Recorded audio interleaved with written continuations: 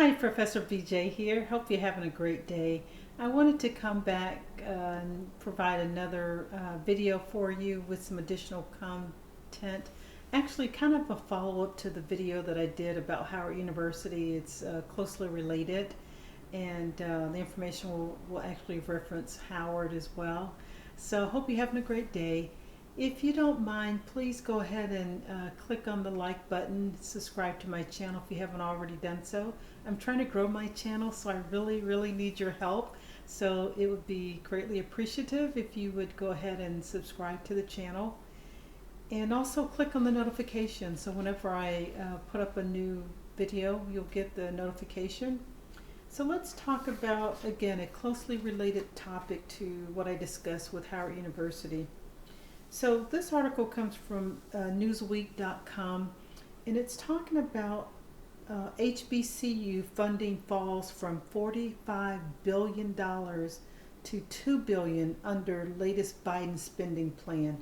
HBCU stands for Historically Black Colleges and Universities.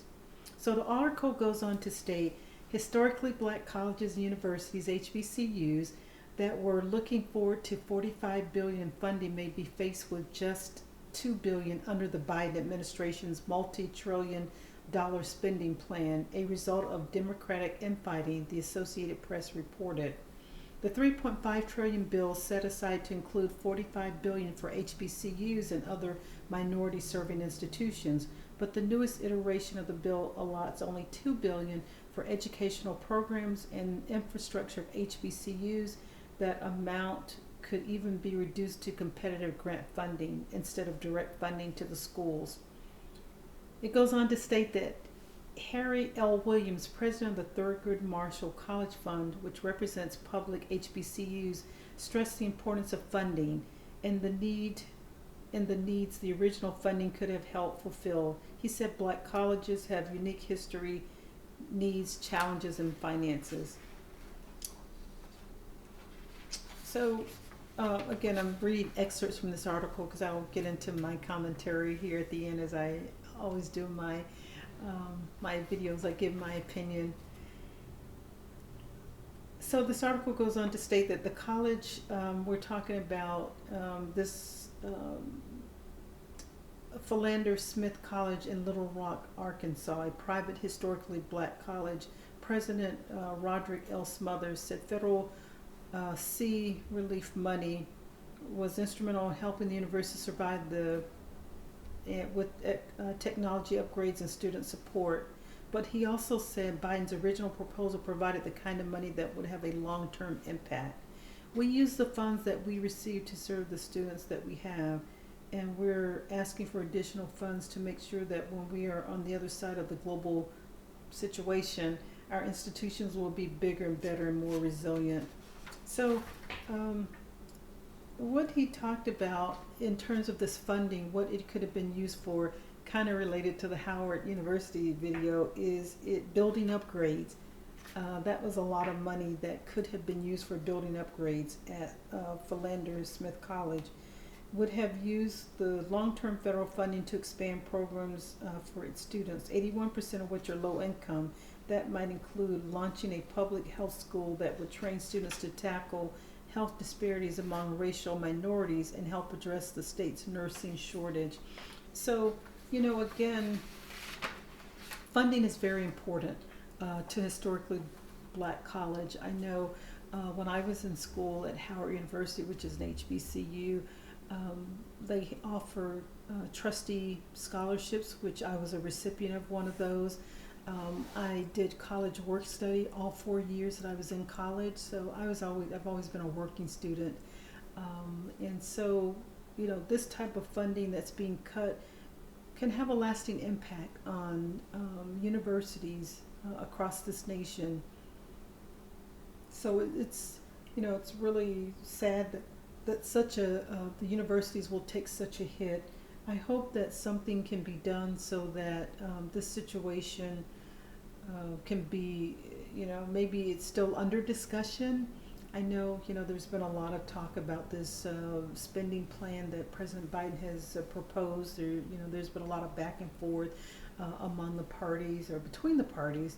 And so hopefully they can come to some resolution. But in the meantime, hopefully the schools will not suffer too bad because, again, related to the Howard University situation, related but not related, but again, it's funding. Funding, when you have money, you can do a lot of things.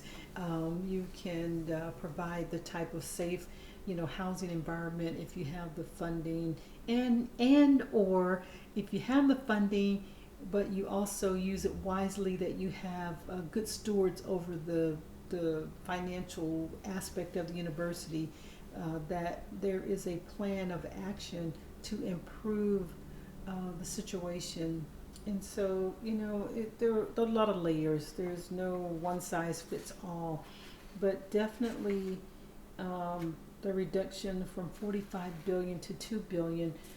This is where, again, my once, political aspirations, where we write to our congressmen, our leaders within our districts and our regions, to have them fight for this, because this is very important. Because higher education, despite the cost, despite the issues or concerns, higher education still holds value. I've talked in a previous video about return on investment. You have to make sure that it makes sense, though. But I still will always say that if given the opportunity and given the financial resources, be strategic. You still have to be strategic, even if you have the resources. You don't want to spend a lot of money on something that's going to be worthless. It doesn't make good business sense. So again, ROI, return on investment. Whether you are fortunate that your parents or your family can pay out of pocket, or you have to take out student loans, or utilize other resources, you still want to be smart about it, because college education can be very, very expensive. In some cases, you can get, you go to a 2-year college, in your hometown, and then transfer later to a 4-year university, because the first 2 years you're just doing the prerequisites anyway. So why not, save the money? Of course, the flip side of that, when you go as a commute student, you don't get that experience a lot of times during freshman years, because everyone's in it together, you're far away from home, you meet perhaps people that will be your lifelong friends, which I've been fortunate to do, and those are people that I met freshman year. I don't even remember the subsequent years. Like, I still had the same friends from freshman year through my senior year. I don't remember meeting a lot of new friends after like my sophomore year of college. So there's value, but I will be the first to say, make sure it makes sense. Get your return on your investment. This is wise. That's using wisdom, and that's using good business sense to make sure you're getting the most bang for your buck. But I came across this information. I wanted to share it. Again, if you will please like and subscribe to this channel.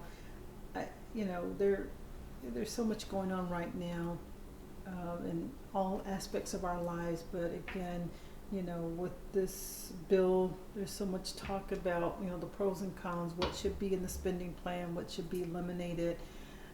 I'm sorry that the HBCUs are taking such a hit. I mean, this is drastic. I mean, it's mind-boggling that it would go from 45 billion to 2 billion. That's a big difference.